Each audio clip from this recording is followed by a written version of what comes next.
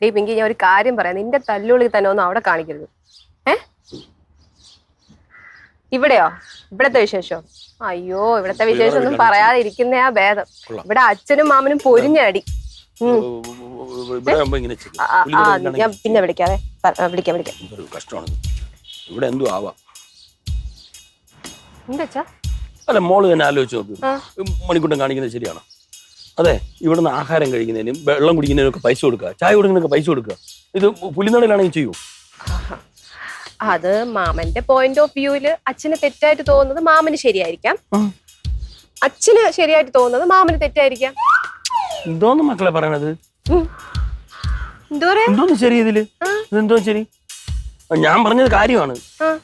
നമ്മളിപ്പം പൈസയൊക്കെ വാങ്ങിച്ച് കടമൊക്കെ വാങ്ങിച്ചത് വാങ്ങിച്ചു കഴിഞ്ഞാലേ പിന്നെ എപ്പോഴെങ്കിലും ഒരു സംഭവം എന്താ തർക്കം എന്തെങ്കിലും ഉണ്ടാവുകയാണെങ്കിൽ എന്റെ പൈസ കൊടുത്തല്ലേ സ്ഥലം വാങ്ങിച്ചെന്ന് പറയില്ലേ?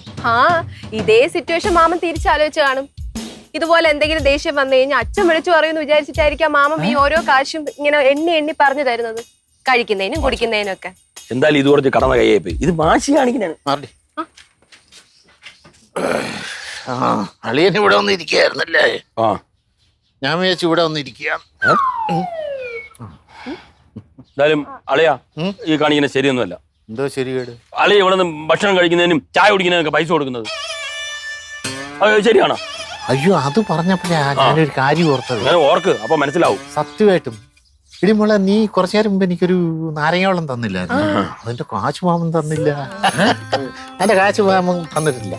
10, 20. 20 രൂപയോ മാമ? പുറത്തൊക്കെ 45 രൂപ കിട്ടും, അതറിയോ? എടീ, നിലാവുണ്ടെന്ന് കരുതി വെളുക്കോളം കക്കരുത് കേട്ടോ. എന്തായാലും മാമ എനിക്ക് തന്നെ ഇത് കുറച്ച് കടുപ്പായി കേട്ടോ. മണിക്കൂട്ടെ എപ്പോഴും പറയില്ല എന്റെ പെങ്ങളും മക്കളും. ആ പെങ്ങളുടെ വീട്ടിൽ വന്നിട്ടാണ് ഇങ്ങനെ കാണിക്കട്ടെ.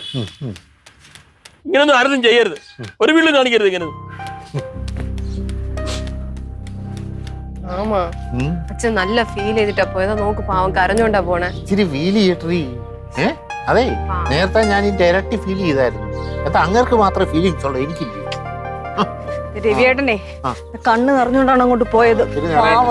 അറിയട്ടെ. മൊത്തം അവിടെ ഇരുന്ന് കരഞ്ഞോണ്ടിരിക്കുന്നു. എന്തെങ്കിലും ചെറിയ കാര്യം മതി അച്ഛൻ ഇരുന്ന് കരയാൻ. മണിക്കൂട്ടൻ ചേട്ടാ, രവിയേട്ടനെ ഇത്രയും കാലം ജീവിച്ചിട്ടുള്ളത് ആരുടെ സഹായം ഇല്ലാതെയാണ്. ആ പുള്ളിയുടെ ഒരു ശൈലിയാണ്. എന്തൊക്കെ അത്യാവശ്യം വന്നാലും ശരി വീട്ടിൽ ഒന്ന് ചോദിക്കാൻ സമ്മതിച്ചിട്ടുണ്ടോ എന്നെ ഇതുവരെ? ഞാൻ ചോദിച്ചിട്ടുണ്ടോ? അല്ലെങ്കിൽ രവിയേട്ടൻ ചോദിച്ചിട്ടുണ്ടോ? ഇല്ലല്ലോ. അതൊന്നുമില്ല.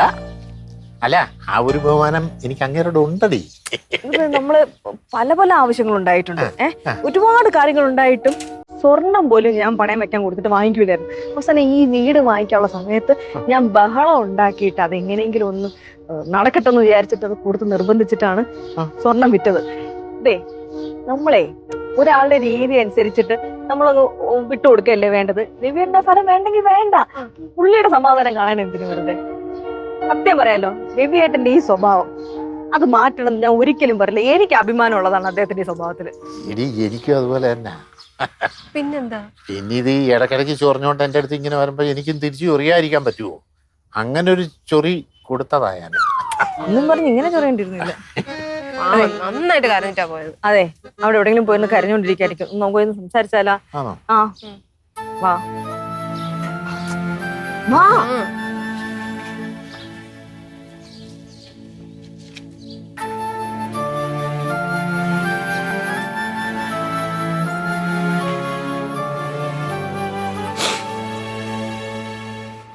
രവിയേട്ടാ, എന്താ കിടക്കുന്നേ? ചുമ്മാ കിടക്കുന്നു. എന്താ കിടക്കുന്നത്? ചുമ്മാ വെറുതെ കിടന്നു. അല്ല അളിയനെ, ഇനി ഇവിടെ നിന്ന് കഴിച്ചതിന് എത്ര രൂപ തരാറുണ്ട്? അതിപ്പോ 5 രൂപയുടെ കേസല്ലേ ഉള്ളു. അത് ഞാനങ്ങ് തരുവളിയാ. 5 രൂപയുടെ കാര്യമുള്ളൂ. അല്ല, അത് ഇപ്പൊ ഉടനെ തരണ്ട.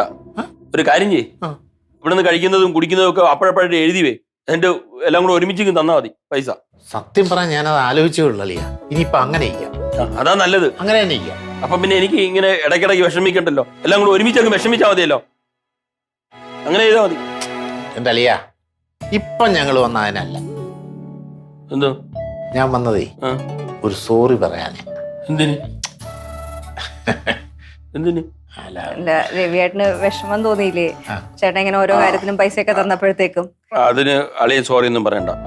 ഞാനാണല്ലോ അളിയനെ ആദ്യം വിഷമിപ്പിച്ചത്. അല്ല അളിയൻ സോറി ഒന്നും പറയണ്ട. അല്ല അപ്പൊ പ്രശ്നമൊക്കെ സോൾവ് ആയല്ലോ. കൈ കൊടുത്തേ രണ്ടുപേരും. ആ അതിന് ഞങ്ങൾ തമ്മിൽ പ്രശ്നമൊന്നും ഇല്ലായിരുന്നു. അതെ അതെ അതെ. അല്ല ഞങ്ങള് തമ്മിൽ അതിന് പ്രശ്നമൊന്നും ഉണ്ടായില്ലല്ലോ അല്ലേ അല്ലേ പിന്നെ അളിയാ? അപ്പൊ അങ്ങനെ പ്രശ്നമൊക്കെ സോൾവ് ആയ സ്ഥിതിക്ക് നമുക്കൊരു നാരങ്ങ വെള്ളം കുടിച്ചാലോ? വേണ്ട വേണ്ട മോളെ, അതെന്നെ ഓർമ്മിപ്പിക്കല്ലേ. എന്തുപറ്റി? നീ ഇന്ന് വന്ന നാരങ്ങോളം കുടിച്ചിട്ട് ഞാൻ 4 തവണയാ കക്കുസി പോയത്.